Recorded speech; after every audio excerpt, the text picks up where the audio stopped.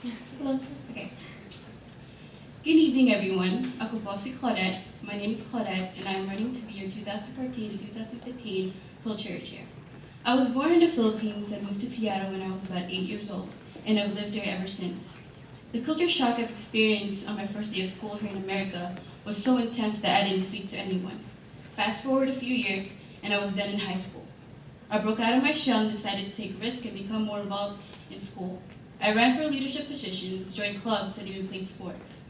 Nearing the end of high school, however, I realized that I was so focused on immersing myself in the American culture that I was leaving my Filipino culture behind. Never did I plan on joining my high school's Filipino club or take part in any festivities like Pagdiriwang or Pista. I felt like I was ashamed of my own identity, but now it was time to change. As a freshman in college, I decided to embrace my culture by joining FASA and taking advanced Tagalog. FASA became my second family because being in this organization helped alleviate the homesickness that I suffered during fall quarter since I started to live in the dorms.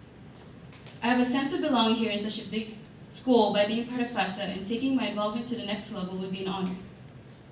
The Filipino culture has always been part of me, and now I feel more complete by having it take a bigger role in my life. As your culture chair, my goal is to be able to inform and celebrate the Filipino culture. As Filipino Americans, we know the mix of the two cultures as we live it every day, but do all of us know a lot about the Filipino culture back in the homeland? There's a lot we can learn, like fun facts. Did you know that one of our superstitions say that peepers get styes in their eyes? Or do you know what it's like to ride a water buffalo? And then there are also serious topics. Did you know that the Itas, one of the native people of the Philippines, are being discriminated against because of their looks and because they're not considered civilized? It is to the point that no one would sit with them on the public transportations, and some aren't even allowed to vote.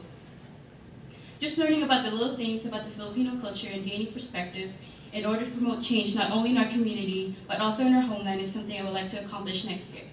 For Filipino Night, I want to basically have a show like Wawawi by having games such as like Catchphrase or Jeopardy with topics such as Filipino food, languages, historical figures, celebrity, etc. In between those games would be performances such as singing, dancing, and even mini contests like sing-off, dance-off, and maybe a longanisa eating contest. I want as much audience participation as possible, meaning I want your lolas, lolos, nanas, and tatays to be dancing their butt off to Ocho Ocho.